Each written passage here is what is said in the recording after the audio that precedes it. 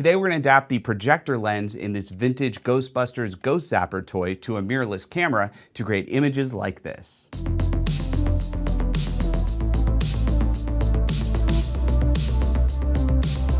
Hey everyone, Sean here. Who are you going to call? Me for this video because we are talking about this Ghostbuster toy. In the late 80s, I was a very young child, and I had some friends who had one of these babies. This was called a Ghostbusters GhostZapper toy. It was made in 1984, and what it is it's a little toy zapper like the ones that the Ghostbusters use, but it's also a little portable projector. It runs on 2D batteries, and it has a bulb in there and a projector lens, and then a series of slides that have different creepy ghost faces. And as you turn this wheel, you project different ghost faces onto a dark wall. You just pull this trigger to turn on the light in the projector. And the other fun thing is there's this little yellow button here. And when you push it, it actually animates the slides. And you can make monsters open and close their mouths, make their eyes wide or closed. Pretty creative. Flash forward 30 years, I find this toy in an antique store. It's pretty worse for wear, pretty beat up. Then I realized, it's got a projector lens on the front. And yeah, believe it or not, projector lenses are capable of functioning as lenses if you adapt them to your camera. So let's disassemble this toy, take the projector lens out, and see if we can adapt it. Okay, so we've got the lens removed from the toy, and the first thing you'll see really quickly is this is not made with a perfectly opaque plastic. This is an orange plastic, and it is very translucent. So the first thing we have to do is cover up this lens with some tape to block the light. Otherwise, it's just gonna be an orange mess when we adapt it to a camera. There we go, all taped up. Most of the light is blocked. Now I am gonna leave the inside of the lens clear of tape. I'm not gonna cover that because I'm kind of interested to see what the light will do when it comes through and it kind of hits this plastic and the plastic absorbs some of it. I think it's gonna add some interesting color tint. So I'm gonna leave that exposed for now and we'll see what we can create. I'm gonna adapt this lens to this Sony E-mount camera.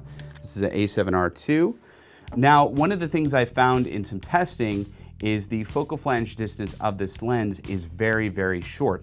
That means the space it has to mount between the lens and the camera is very slim. So this poses a bit of a problem for focus. I would like to put it on a focus helicoid so I could turn the helicoid to move the lens back and forth to focus it close up or far away, but there's just not enough space to put a helicoid. So with this lens, I found I have to use 2 adapter solutions depending on the focus I want. For focusing to infinity, which is anything from landscapes to large group shots, I'm actually gonna use this Photodiox macro extension tube.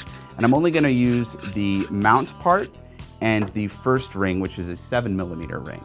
Then I'm gonna put the lens into the ring, and that should get me infinity focus. Now I've found it can't fit flush to the back of the ring because then it focuses past infinity and everything's out of focus. So I actually kind of have to pull it out a little bit. I have to mount it like halfway in and halfway out.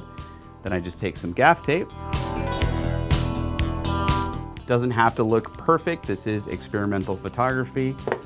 And there we go. Now we have a Sony E-mount on the back of this Ghostbusters toy projector lens. Mount it to my A7R. Voila, now I can focus from about 6 feet to infinity. Here's some images I captured with this configuration of the lens. And as you can see, this is a super low-fi lens. This is a toy lens, number one, and it wasn't designed to take pictures, it was simply designed to project simple cartoon slides onto a wall for children. So it's a super lo-fi optic. You get a ton of color fringing, lots of softness, and it's only really sharp in the middle, and it's not even that sharp in the middle. And as you can see, because I left the inside of the lens exposed and not blocked, when I point it at a light source, the orange plastic is actually absorbing light and tinting the images orange, creating a really interesting retro, like faded film look. Okay, so this is 6 feet to infinity, but what if you want to focus close up? Well, we can simply take the gaff tape off. That's the beauty of using tape for modding lenses. And for focusing close up, we're gonna use this Photodiox Leica M to Sony E-mount macro helicoid adapter. This adapter has a silver ring, and when you turn it, it actually moves the front of the adapter forward and backwards to focus the lens adapted to it. And we're just gonna set this on top, kind of align it as best we can, and then use the gaff tape to just kind of slightly tape it to the very edge. Then we just mount that on our Sony E-mount camera. And there we go. Now we have the lens adapted so it can focus 6 feet to a couple inches. So this is great for macro focusing, macro photography. And as fun as some of the landscapes I've captured with this lens is, I think it really shines best when it is a macro focus lens. You know, when you have that control to focus really close, because these soft edges are great for isolating your subject. It's fine for lo-fi landscapes, but I think it works even better just focusing close up on flowers, on plants, or on toys. And actually, speaking of toys, I actually bought some vintage Ghostbusters toys. These look exactly like the ones that were around when I was a kid. And I think it's kind of ironic to be using an 80s Ghostbuster toy projector lens to photograph throwback vintage Ghostbuster toys today.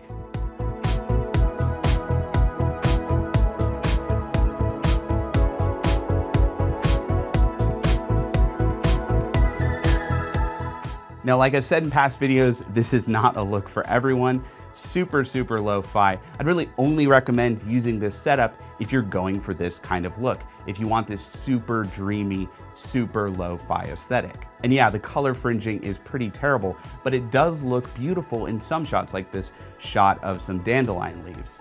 And I've also found these edit really well to black and white images. Take the color photo, make it black and white in post, and with the color fringing gone but still having that super soft look, it does kind of create a great lo-fi vintage black and white aesthetic.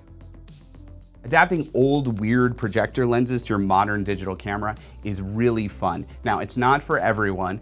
Those of you who want really sharp clinical images, you're gonna wanna steer clear of these, because like you saw in the demo photos, this is super lo-fi. But there are actually some really beautiful projector lenses out there that'll give you a much better result than this little plastic Ghostbusters lens. If you have any questions about anything featured in today's video, comment below. I'd love to help you out. Also, click here to subscribe to our YouTube channel to get more videos just like this one. Happy creative photography.